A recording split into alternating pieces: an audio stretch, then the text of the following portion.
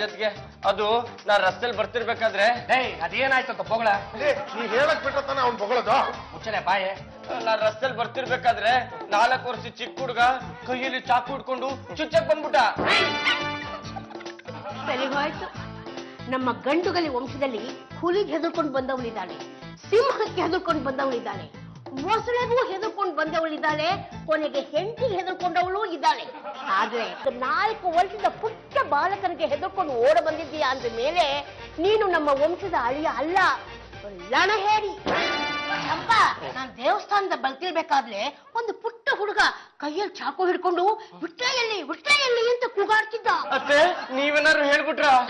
ಮನೆ ಅಳಿಯನ್ನ ಬಿಟ್ಕೊಡ್ತೀವಪ್ಪ, ವಿಟ್ಲನೂ ಇಲ್ಲ ಪಟ್ಲನೂ ಇಲ್ಲ, ಹೋಗ. ಮಾತೃಶ್ರೀ ರಂಗಮ್ಮನವ್ರೆ, ಹೇಳಿ ಕೇಳಿ ಅವ್ನು ಮೊದ್ಲೇ ಹೆದರ್ಕೊಂಡಿದ್ದಾನೆ, ಅಷ್ಟ್ರ ಮೇಲೆ ನೀವು ಎದುರಿಸ್ತಾ ಇದ್ರಲ್ಲ ನೋಡಿ. ಇವನು ಪುಕ್ಲ, ಬರೀ ಇವನು ಅಂತಲ್ಲ, ಇವ್ರ ವಂಶ ಬಂಧು ಬಳಗ ಎಲ್ರು ಪುಕ್ಲಂದ್ರು ಅಲ್ವೇನ? ಬಾವಾ, ನನ್ ಬಗ್ಗೆ ಏನ್ ಬೇಕಾರ ಅನ್ನಿ ತಡ್ಕೊಂಡ್ಬಿಡ್ತೀನಿ. ನಮ್ ವಂಶ ನಮ್ ಬಂಧುಗಳ ಬಗ್ಗೆ ಏನಾರ ಮಾತಾಡಿದ್ರೆ ನಾನ್ ಸುಮ್ಮನೆ ಇರಲ್ಲ ಅಂತೀನಿ ಕಣ, ಅಂತೀನಿ.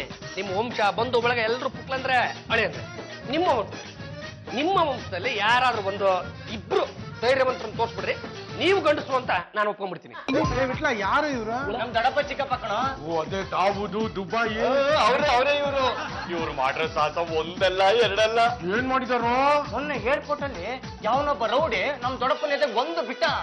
ನಿಮ್ ದೊಡ್ಡಪ್ಪ ಹೋಗ್ಬಿಟ್ರ? ಹೊಡೆದಲ್ಲೇ ಹೋಗ್ಬಿಟ್ಟ. ಅದೇಂದ್ರ ಇಂಥ ಹಲಾಲ್ ಟೋಪಿಗಳ ಫೋಟೋ ನನ್ನ ಮನೇಲಿ ಇರೋದಕ್ಕೆ ನಾನು ಅವಕಾಶ ಕೊಡಲ್ಲ. ನಿಮಗೆ ಬೇಕಿತ್ತು ಅಂದ್ರೆ ಜಿಮ್ ಕೆಳಗಡೆ ಇಕ್ಕಳಿ, ಇಲ್ಲ ಚಡ್ಡಿ ಚಪ್ಪಲಿ ಇಕ್ಕಳಿ. ಬಾಬಾ, ನೀವೇ ತಾನೇ ಹೇಳಿದ್ದು ನಿಮ್ಮ ವಂಶದಲ್ಲಿ ಯಾರು ಧೈರ್ಯವಂತಿದ್ದೆ ಕರ್ಕೊಂಬನ್ನಿ ಅಂತ. ಅದಕ್ಕೆ ಅವ್ರ ಫೋಟೋಗೆ ಫ್ರೇಮ್ ಹಾಕೊಂಡು ತಗೊಂಡ್ಬಂದಿದ್ದೀನಿ. ನೋಡಿ, ಇವ್ರನ್ನ ನೋಡ್ತಾ ಇದ್ರೆ ನನಗೆ ಧೈರ್ಯ ಬರುತ್ತೆ, 100 ಆನೆ ಬಲನೂ ಇರುತ್ತೆ. ಇನ್ಮೇಲೆ ನನಗೆ ಗೌರವ ಕೊಡೋದನ್ನ ಕಲ್ತ್ಕೊಳ್ಳಿ. ಕೊಡ್ಲಿಲ್ಲ ಅಂದ್ರೆ ಇವ್ರನ್ನ ಕರೆಸಿ ನಿಮ್ ಕೈ ಕಾಲು ಮುರಿಸ್ತೀನಿ. ಅದೇ ಅಂದ್ರೆ ನಿಮ್ದು ಅತಿ ಆಗೋಯ್ತು ಕಣ್ರಿ. ಯಾವ್ದೋ ಕಿತ್ತೋಗಿರೋ ಫೋಟೋ ತಗೊಂಡು ಬಂದು ಅದಕ್ಕೊಂದು ಟ್ಯಾಪೆ ಹಾಕ್ಬಿಟ್ಟು ಮನೆ ಮಂದಿನೆಲ್ಲ ಎದುರಿಸ್ತಿರಲ್ಲ. ಬೇಡಿ, ದಯವಿಟ್ಟು ನನ್ನನ್ನು ಎದುರಾಕೋಬೇಡಿ.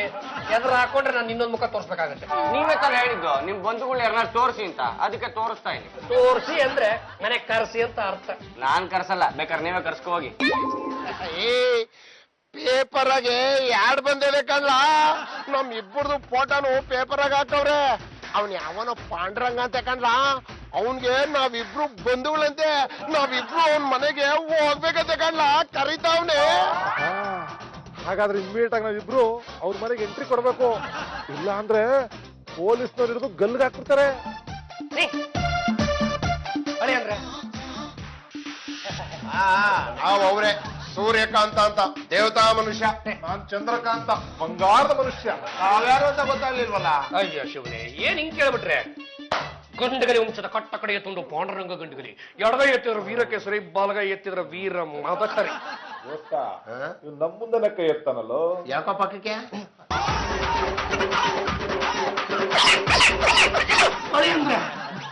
ಏನ್ ಇವ್ರಿಬ್ರು ಈ ತರ? ಅವ್ರು ಇರೋದೇ ಆತರ. ನೋಡಮ್ಮ, ನಾವ್ ಈ ಮನೆಯಲ್ಲಿರೋ ತನಕ ಅಪ್ಪಿ ತಪ್ಪಿ ನಮ್ಮ ಮುಂದೆ ಏನಾದ್ರೂ ನೀನು ಕೈ ಎತ್ತಿದ್ರೆ ನೀನ್ 2 ಕೈನ ಉದುರಿಸ್ಬಿಡ್ತೀನಿ. ಅವಳು ಬಂದ ಮೇಲೆ ಮನೇಲಿ ನೆಮ್ಮದಿ ಇಲ್ಲ, ಶಾಂತಿ ಇಲ್ಲ, ಏನೇನೂ ಇಲ್ಲ. ಬಾವ ತಾನೇ ಜಾಹೀರಾತು ಕೊಟ್ಟು ಅವ್ರನ್ನ ಕರ್ಸಿರೋದು. ಈಗ ಅವ್ರಿಗೆ 10,000 ರೂಪಾಯಿ ಕೊಡ್ಬೇಕು.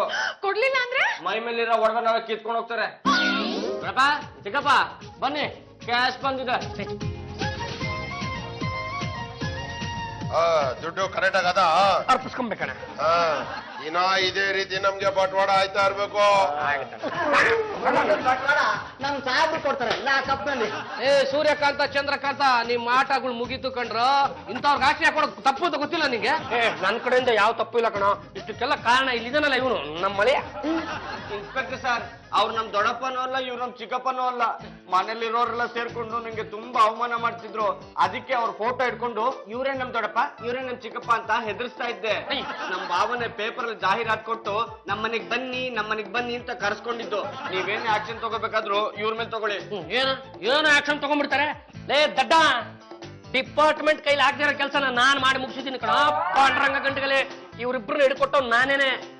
ಇದಕ್ಕೆ ನನಗೆ ಬಹುಮಾನ ಕೊಡ್ತೀರಲ್ವೇ? ಹಿಡ್ಕೊಟ್ಟಿದ್ದಕ್ಕೆ ಬಹುಮಾನ, ಆಚೆ ಕೊಟ್ಟಿದ್ದಕ್ಕೆ ಲಾಕಪ್ಪ ಲಾಕ್ ಸನ್ಮಾನ.